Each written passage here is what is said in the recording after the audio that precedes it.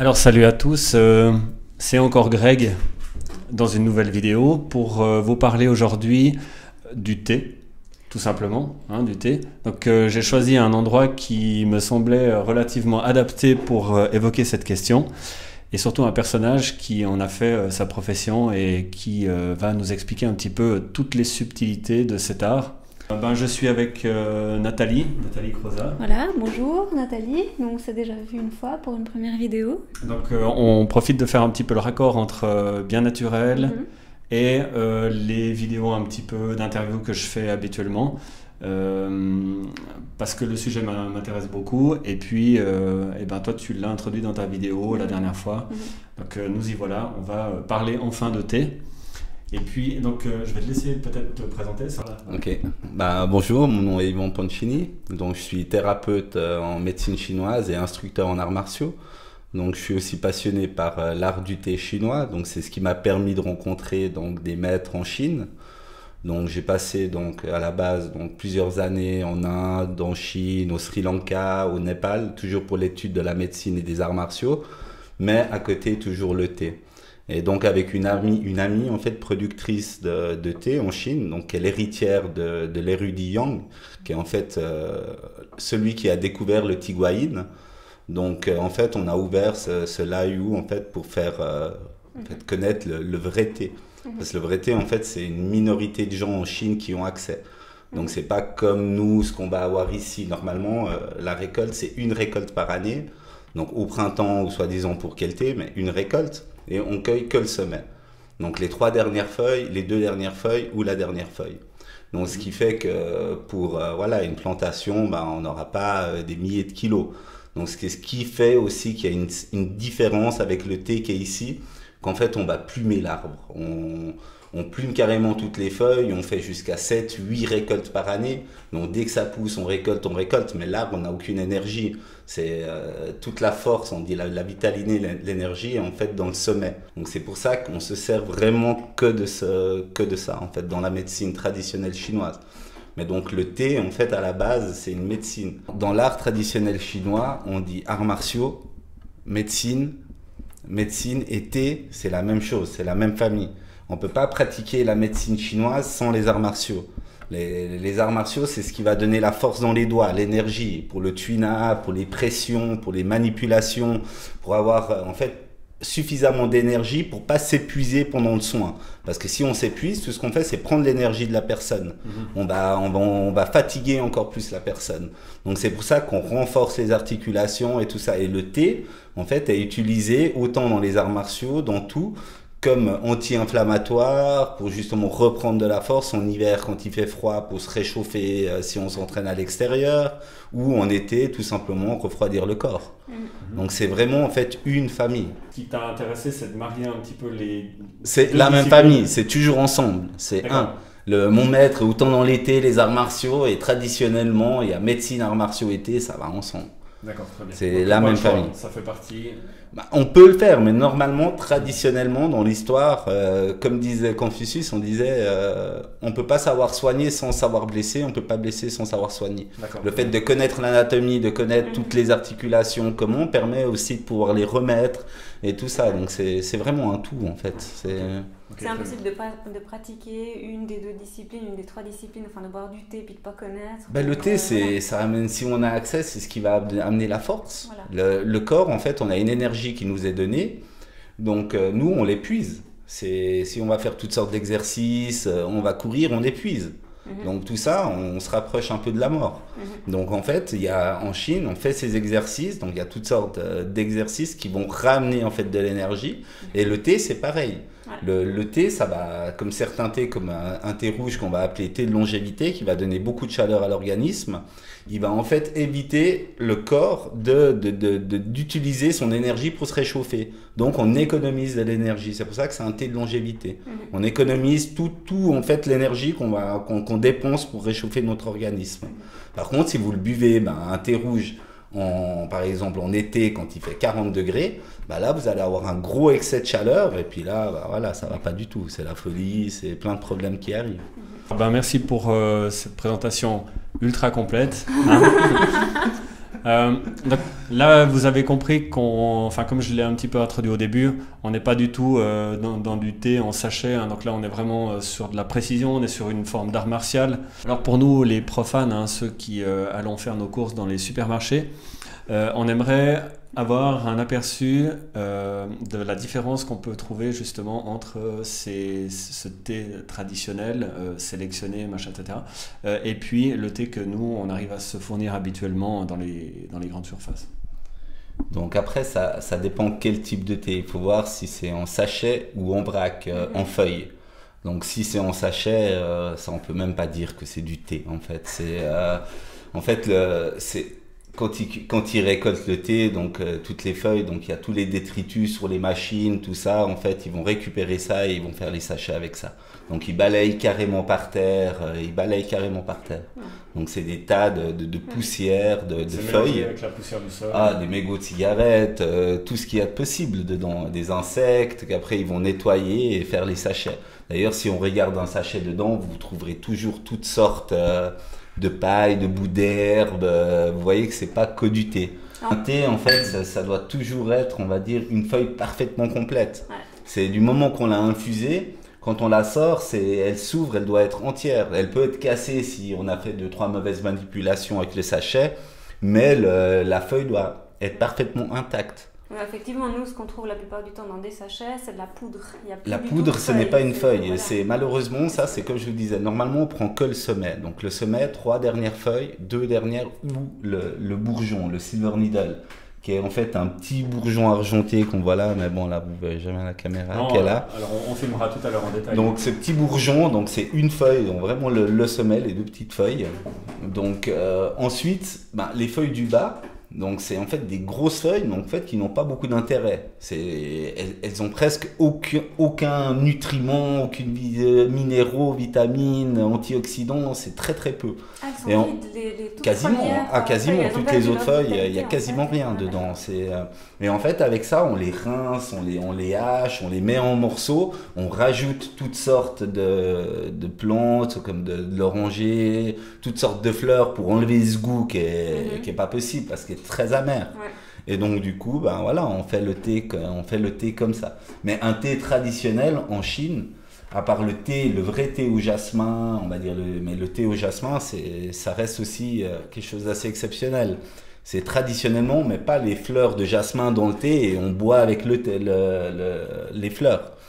On met par exemple un petit tas de thé au milieu de près 100 kg de fleurs de jasmin, on laisse le thé bien prendre toutes les odeurs, les odeurs du jasmin, et après on nettoie délicatement toutes les fleurs. Donc on enlève toutes les fleurs. Les fleurs sont infusées comme ça, c'est pas très bon pour l'estomac. C'est mieux d'avoir juste les propriétés, donc le parfum et tout ça. Voilà. Ok. Donc ton stock de thé à la maison, tu peux te le ramener au magasin, quoi. Ou le jeter, voilà. Vous pouvez avoir tout plein d'indications supplémentaires sur leur site qui est laoyouti.ch. Et puis donc là nous filmons présentement au cabinet de Yvan. Nous sommes à Puyi en Suisse, mais il y a aussi une magnifique boutique qui se trouve à Lutry dans un vieux bourg magnifique en pierre, voilà, avec le collègue en fait de Yvan qui va venir nous dire un petit bonjour. Je vous le passe. Voilà, alors pendant qu'il nous rejoint, j'en profite pour dire que je mettrai les détails sous la vidéo avec un lien vers le site internet naturellement pour le trouver facilement. Donc tu veux nous parler rapidement du magasin, un petit moment du magasin? Alors déjà oui, je m'appelle Jason Page, j'ai repris le magasin Laoyouti à Lutry et le but c'était de rendre accessible de manière un peu plus ample à travers une boutique où on propose tous les thés qu'on a. Et, où on propose aussi de pouvoir déguster, de pouvoir avoir des conseils, de pouvoir présenter aussi aux gens qui ne sont pas familiers avec la préparation du Gong Fu, que Yvan vous développera plus par la suite, et puis de mettre en confiance les gens par rapport aux produits qu'ils achètent. Et surtout de pouvoir faire goûter les produits qui ne sont pas toujours connus en termes de goût. Donc là aujourd'hui vous avez combien de variétés de thé actuellement au catalogue? Alors, on a les principales couleurs de thé, c'est-à-dire thé blanc, on n'a pas de thé jaune, on a le thé vert, on a du oolong, du Dan Hong Pao, on a les thés pu'er et les thés rouges. Ainsi que des infusions. Ainsi que de type de fleurs. Oui, des infusions fleurs et autres. Voilà, exactement. Donc, très bien. Il y a un thé quand même qui est très important dans la gamme. Il y en a plusieurs. D'accord, il y en a. Oui, c'est juste différent. C'est celle que c'est son thé en fait favori en fait dans un sens parce que c'est vraiment. En fait, le Tiguayin, c'est vraiment la partie d'Anxi, ceux qui vont produire, en grande partie. Après, il y a le thé blanc, des choses comme ça, mais ça, c'est venu bien après. Donc, c'est des autres parties du Fujian. Donc, l'amie avec qui on travaille, elle produit, en fait, le Tiguayin, le thé blanc. Mais pour tout ce qui est thé rouge, qui est les autres, c'est des amis, en fait, à elle, qui, en fait, lui envoie le thé. Et elle envoie son Tiguayin et ainsi de suite. C'est même chose pour le pu'er, ça vient du Yunnan, qui est une autre partie complète. On ne produit pas de pu'er dans le Fujian et comme ça. Vous avez également une forme d'association, c'est ça? On peut le dire comme ça?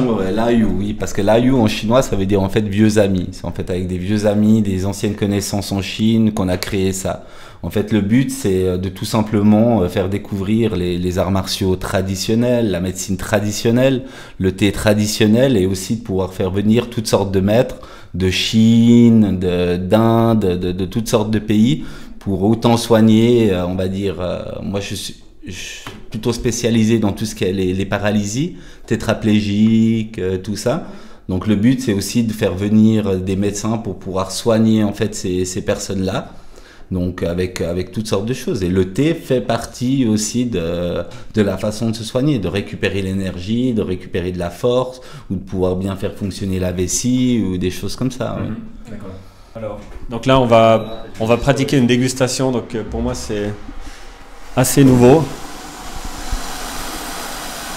Je voulais juste profiter de parler de ce petit objet. Est-ce qu'il est indispensable sur la table de thé? Est-ce que ça apporte quelque chose? En Chine, on le met, c'est quand on a les restes de thé, bah voilà, on verse. Carrément dessus, sur la tête du Bouddha souvent, ou une grenouille, donc ça dépend. Parce que ça veut dire quoi? Certains, ça c'est, ça dépend. Celui c'est celui qui a découvert le thé. Donc après, on va utiliser une grenouille. En Chine, on utilise beaucoup la grenouille. Vous voyez toujours une grenouille parce que ça amène de l'argent. Ah, c'est pas le chat?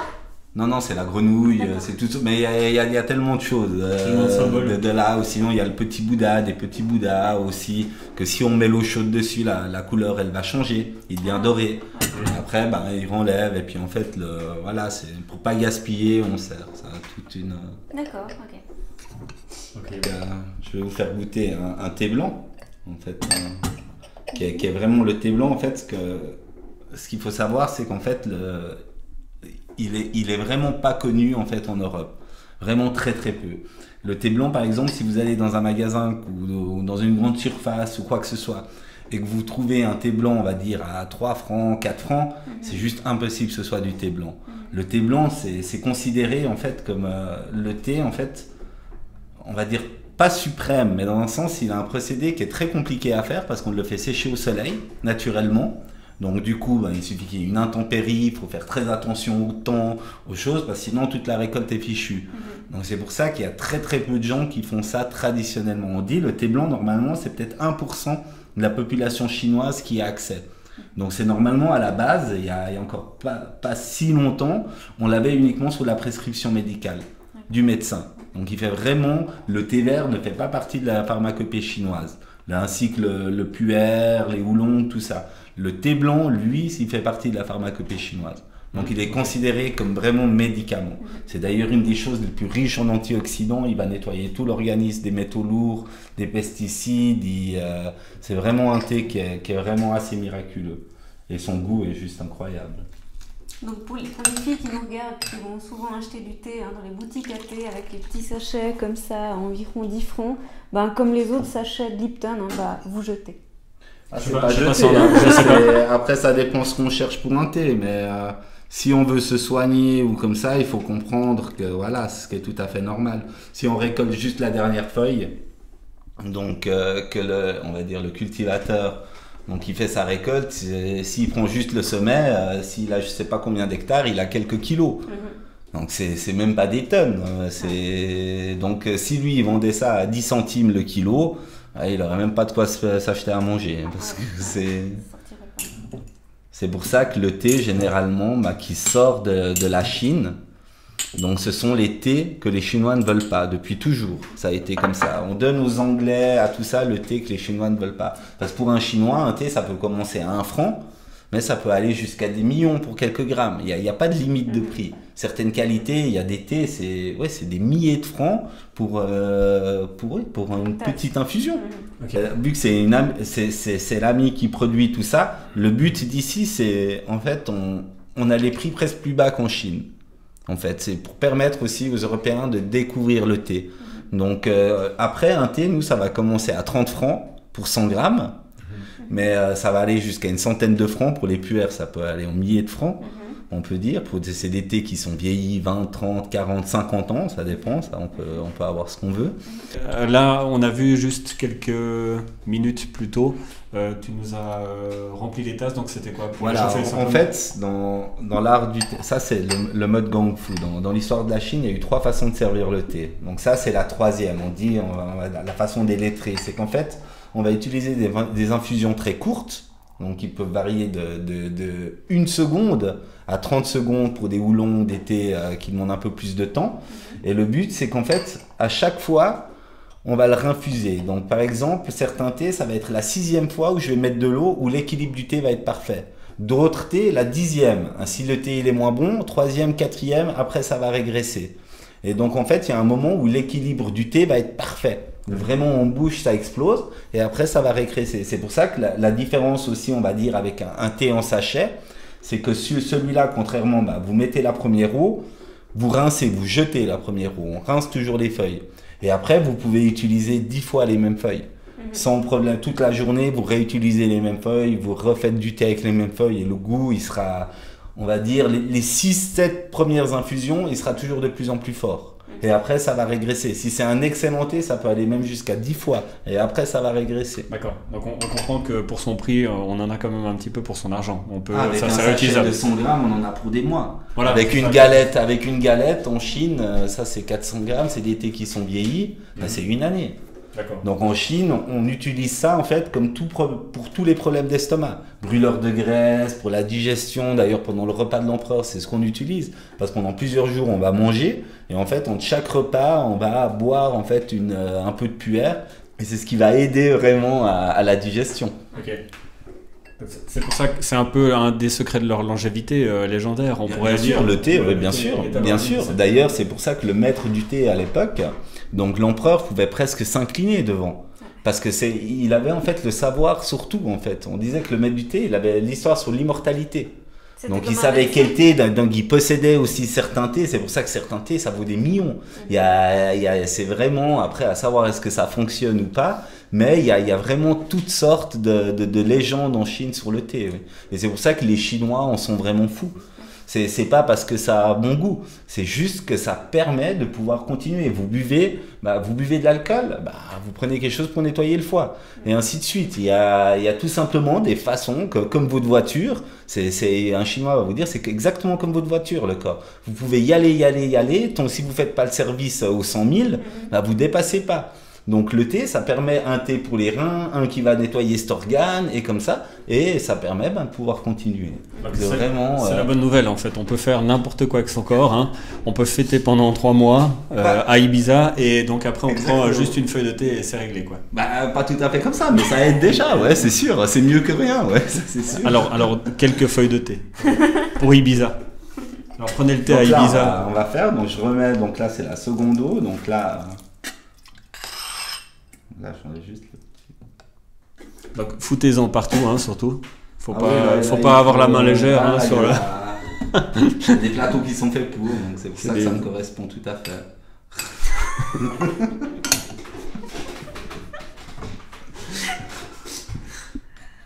Donc nous, on n'est pas censé le boire avant la 4e ou 5e fois. Ah non, là c'est bon maintenant. Maintenant il est bon, ok. Oui, deuxième infusion, on peut y aller. On va boire du thé. On a soif.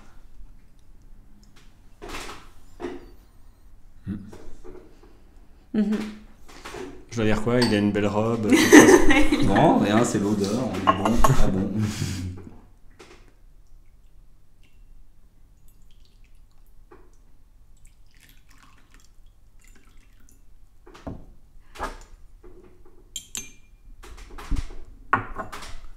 Et donc là, on dit quoi? Honneur aux dames Là, quand même. Hein, sans non, rien là, dire. on dit bonne chance. Bonne chance. Ah oui? En Chine, on tape comme ça avec là. Non, mais pourquoi? Parce que c'est genre, tu le C'est sens merci. C'est merci, mais il va t'expliquer surtout comment on boit le thé. Bah, si on disait merci à chaque fois en Chine, en fait, c'est pas une cérémonie du thé. Hein. En 1 heure, vous avez bu tous les thés qui sont là. Vous avez le ventre comme ça. Donc c'est en fait, si à chaque fois qu'on sert une tasse de thé, on dit merci, hein, on s'en sort pas, on s'entend plus parler parce qu'on merci, merci, merci, merci, merci. Ouais. Alors discrètement, on fait juste ça. Parce que si à l'époque, l'empereur, quand on buvait le thé, c'était cérémonie, donc on faisait aussi avec les deux, en fait, avec les phalanges, et en fait parce qu'on se mettait à genoux. Et en vrai, ça a changé. Le thé est devenu plus pour tout le monde, et donc du coup, on a fait les deux doigts. Donc, on vous laisse goûter. Alors maintenant, je les laisse faire leur dégustation en premier, comme ça je vais pouvoir prendre le son. Ah oui, il faut l'aspirer quoi. Ah, le thé, ouais, on tourne ouais, dans la...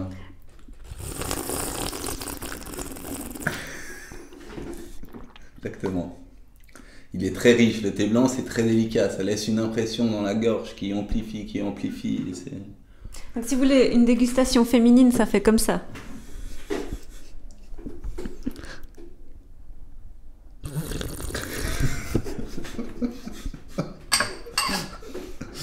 Moins délicat que les autres. Visiblement, ouais, visiblement c'est important de faire du bruit. C'est un rendez-vous galant, vous prenez pas du thé en fait, vous prenez ce que vous voulez. Oui, si on veut pas, thé. tout simplement. Si on veut pas du rendez-vous. Ouais, en tout cas, le premier rendez-vous, ouais, évitez le thé. Donc là, vous voyez, là, je réutilise, je remets, et puis maintenant, je réinfuse mes feuilles. Mais donc, plus on fait de bruit, C'est pas en fait plus faire de bruit, c'est qu'en fait, on tourne juste en fait le thé. C'est autant pour l'aérer, le refroidir, parce que c'est aussi chaud. c'est ça, ouais, parce qu'il est très chaud là. Voilà, et en fait, ça permet aussi d'avoir sur la langue toutes les capteurs, les huiles essentielles du thé, en fait, pas que directement. Donc, on a beaucoup plus le goût, c'est comme le vin. On fait la même chose avec le vin. Mais moi, j'ai peut-être commis une erreur, c'est que j'ai mangé, bon, j'avoue, une plaque de chocolat avant de venir. Ah non, mais ça, il n'y a pas de problème. Je pense que ça m'a un petit peu. Non, les papilles, elles sont. Le sucré, au contraire, avec le thé, c'est bien. On mange du sucré. Ça, au contraire, ça va plus ouvrir le goût.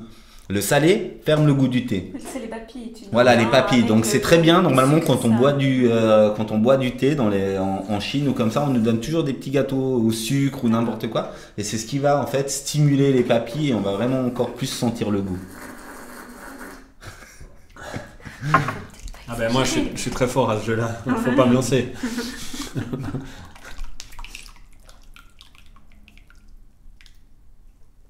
Donc là, tu peux nous rappeler quel thé on déguste? Alors là, c'est un thé blanc, un Bai Mudan. Donc plusieurs millions. Celui-là, ça commence, on va dire, les 30 francs pour 100 grammes. Et il y a une qualité aussi supérieure qui est à 50 francs pour les 100 grammes. Mais avec ça, vous faites des centaines, voire des milliers de thés. Donc là, on parle même plus de culture bio ou je sais pas quoi. Elle est de toute façon bio. Ah, c'est bio, le thé blanc, c'est bio. Oui, ouais, ça de toute manière. Ça, c'est... Après, le label bio en Chine, le thé blanc, c'est bio. Après, vous pouvez avoir des labels chinois, donc, mais ça, généralement, ceux qui font ça, c'est ceux qui sortent le thé de l'extérieur. Parce que les Chinois, ils ont pas d'importance à faire ça. C'est le thé, en fait, les cultures, sont tellement rares. Donc les gens, en fait, il n'y en a pas beaucoup qui ont des belles cultures. Donc déjà, le thé, il n'est même pas produit, qu'il est déjà vendu, généralement. Donc pour eux, ils n'ont pas intérêt, parce que le label bio en Chine, ça coûte très très cher. Donc les Chinois ne le font jamais. Après, c'est eux, par leur mode, c'est pour ça que généralement, ils prennent que des thés qui savent que c'est. Même chose pour les puères, elle prend vraiment les thés qu'un de ses amis produit dans le Yunnan, ou comme ça, qui savent que la façon est faite traditionnellement. Et pas où on va rajouter tant de choses pour vieillir le thé. C'est reparti alors. Donc on est sur une troisième eau. Deuxième, parce que la première, on la jette. Ah oui, pardon. Bah, écoutez le bruit d'un expert, parce que si vous voulez essayer de... C'est juste... Ok, on le tourne. Hein, c'est juste un petit peu et après on le... Moi, j'ai pas encore ce niveau de talent.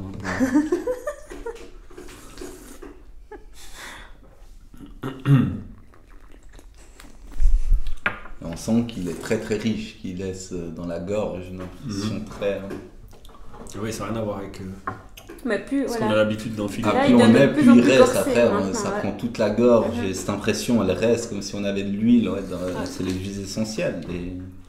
On est d'accord que là, on mélange rien avec ça. Le miel, c'est Ah proscrit, non, ça se fait pas. C'est pure dégustation. C'est une douceur. Il y a aucune amertume, il y a rien. Donc on met du miel dans un thé qui a une amertume pour le rendre doux. Là, c'est déjà tellement doux que si vous remettez du miel, ça sera trop doux.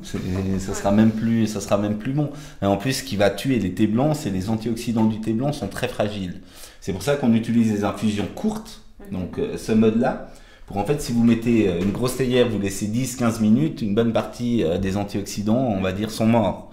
C'est pour ça qu'on va utiliser vraiment des courtes infusions pour vraiment garder en fait toute l'énergie, la vitalité, les nutriments du thé. Ouais. À la température de l'eau, du coup, il doit pas être Ça, trop c'est chaud, 75. Le thé blanc varie entre 65, on va dire même 60 pour les Yinzen et jusqu'à 75 degrés. D'accord. Pour le Maïmoudan, 75, entre 60 et 75. Okay. Ça varie de la qualité de la feuille.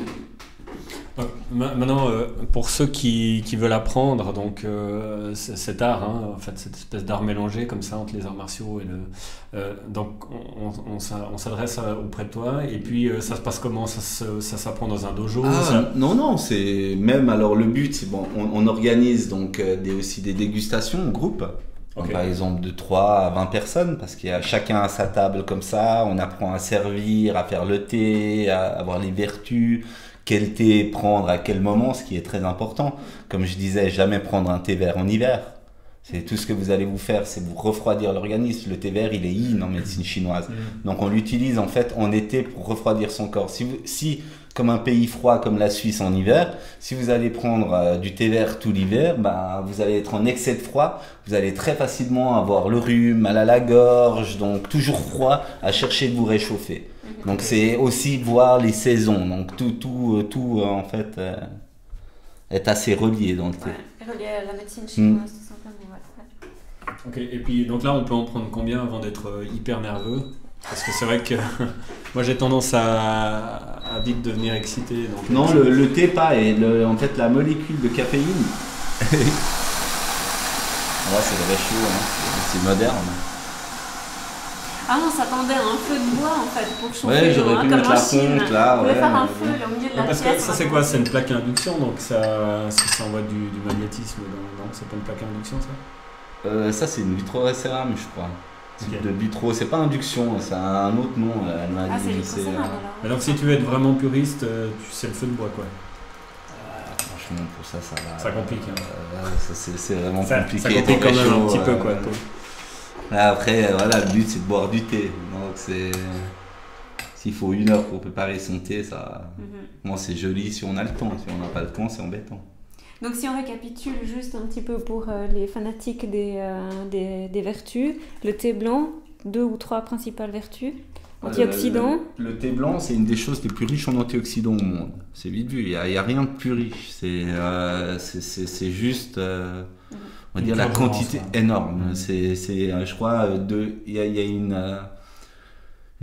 une analyse qui avait été faite, je crois que 2 tasses de thé blanc, ça correspond à autant à 20 ou 30 verres de jus de fruits et des paniers de fruits et légumes, quelque chose comme ça, c'est juste énorme. C'est pour ça qu'en Chine, en fait, on l'appelle aussi le thé des femmes et des pratiquants d'arts martiaux.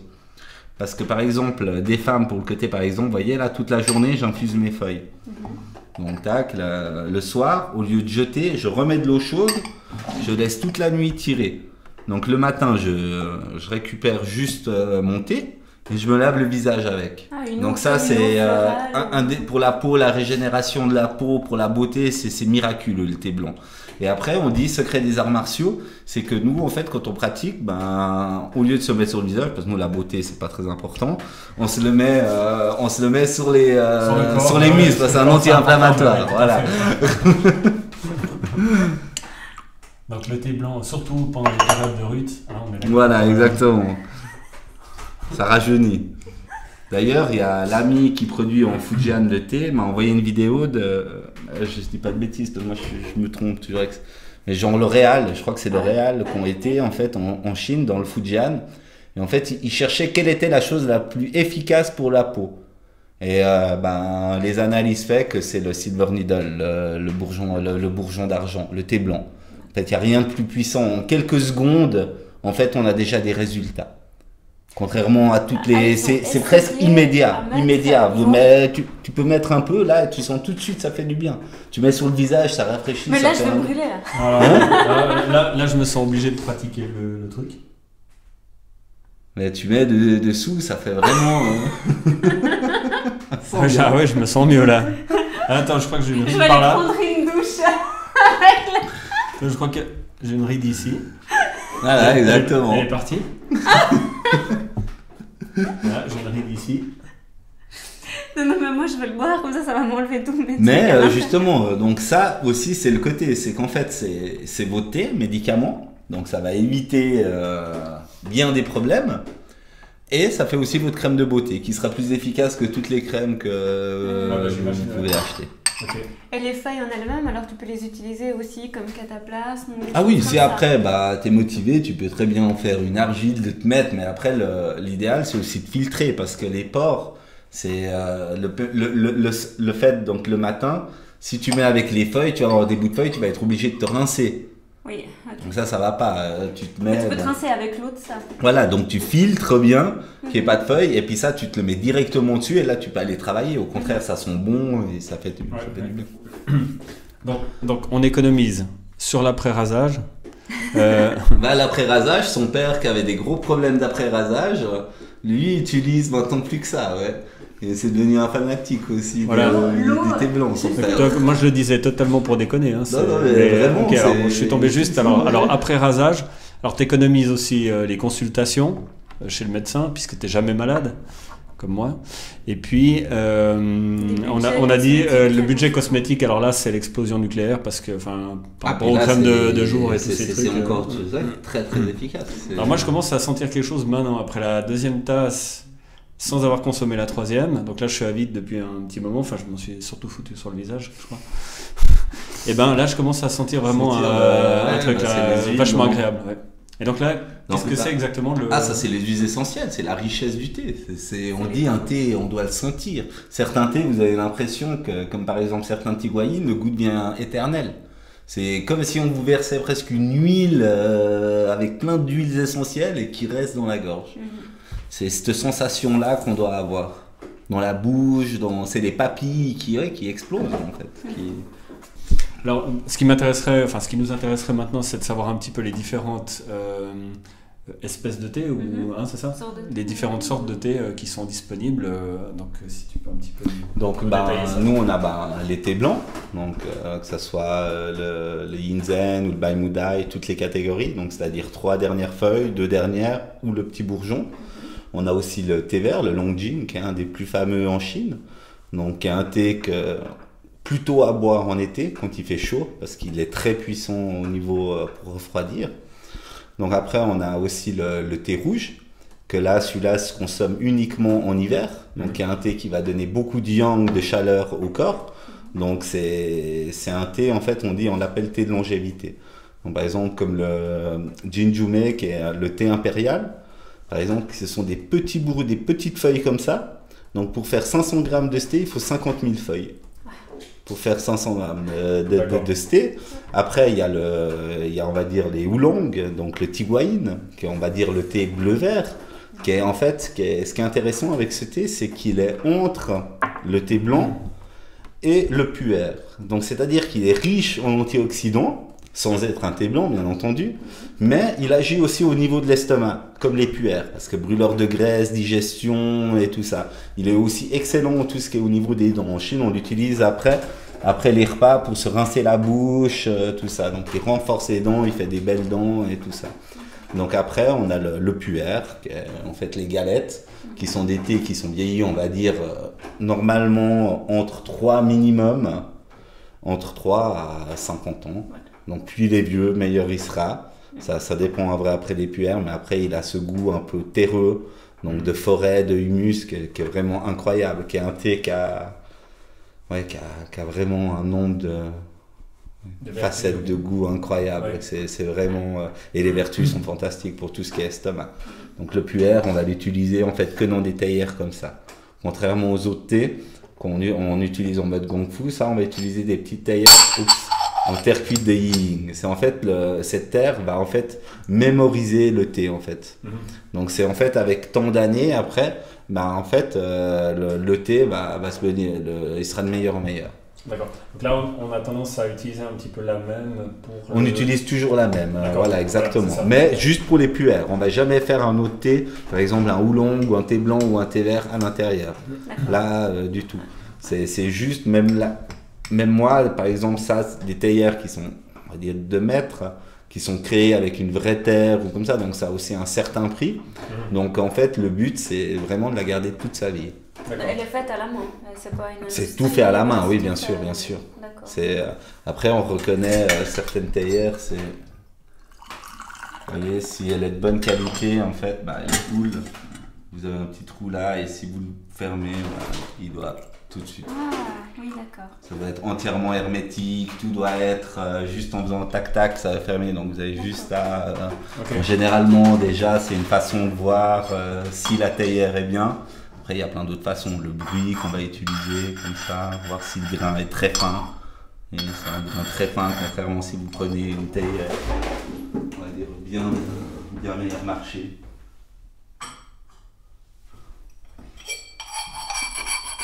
Le grain est beaucoup plus gros. Que là, on sent que c'est très très fin. C'est plus grave. Ok. Donc ensuite, après ça dépend vraiment. C'est pour ça qu'en Chine, on utilise vraiment le puer pendant les repas, on va dire une demi-heure avant les repas, donc une demi-heure après, et ça va vraiment éviter tous les problèmes, ça aide à la digestion et tout ça. Mais généralement, on ne boit pas trop de thé en mangeant. Pas plus, une petite tasse, ça va, mais pas plus, parce que ça évite aussi le corps en fait de stocker le fer, d'assimiler le fer. Donc si on en consomme trop pendant les repas, ce qui n'est pas bon. Donc c'est avant, après ou comme ça.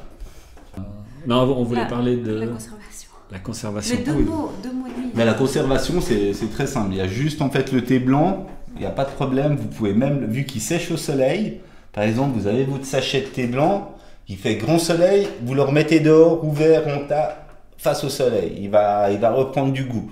Et comme ça. Par exemple, le thé vert, ça se conserve au congélateur. Ou dans votre frigo. Dans votre frigo ou au congélateur, encore mieux. D'accord. C'est le thé, en fait, il ne va pas se congeler. Vu qu'il n'y a plus d'eau, qu'il est complètement sec, si vous le sortez du congélateur, vous ne voyez même pas qu'il est même pas froid. Tu les frites un petit peu comme ça dans le...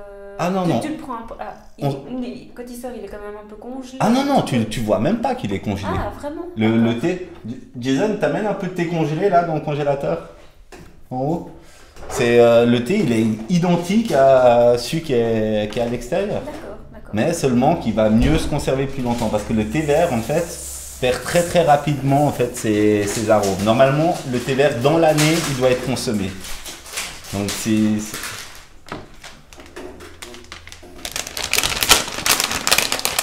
peux prendre un peu, tu vois, tu regardes. J'ose toucher avec ma main. Il sort du congélateur, tu sens pas, tu vois. Ah, ça c'est impressionnant. Alors moi je pensais qu'il y aurait quelque chose dessus. Ah non. Il n'a même pas froid. Bah non. Non, il reste pas parce qu'il ne gèle pas le thé. Donc c'est juste qu'il se conserve mieux. Il y a plus d'eau, donc ça exactement. Ah oui, c'est vachement intéressant. Les tiguayines se gardent au congélateur aussi. Donc après, le thé rouge se conserve très très bien dans n'importe quelle boîte. Vous pouvez les garder même très longtemps. Il n'y a pas de problème. Donc les plus fragiles, ça reste quand même le thé vert qui doit être consommé dans l'année et les tiguayines. Les tiguayines jeunes, qui doivent être aussi consommés assez rapidement. S'ils ne sont pas conservés au congélateur. Donc dans l'année, c'est fichu. C'est pour ça que le thé vert, généralement, beaucoup, un thé vert, on dit thé vert, il est vert, sa couleur, l'infusion, tout est vert. Donc si on a des thés verts qui ne ressemblent plus, qu'il n'y a plus rien de vert dans la couleur, c'est déjà plus un thé vert. D'accord. Alors, je voulais remercier Yvan, merci pour cette présentation vraiment bien détaillée. sur ce sujet du thé qui est vraiment super intéressant. Merci Nathalie de Bien Naturel pour ta participation. Merci à Yvan d'avoir accepté l'interview parce que c'était vraiment intéressant. Moi je suis déjà venue une première fois en fait. Et puis je vous laisserai plein de petites astuces encore à côté pendant la vidéo.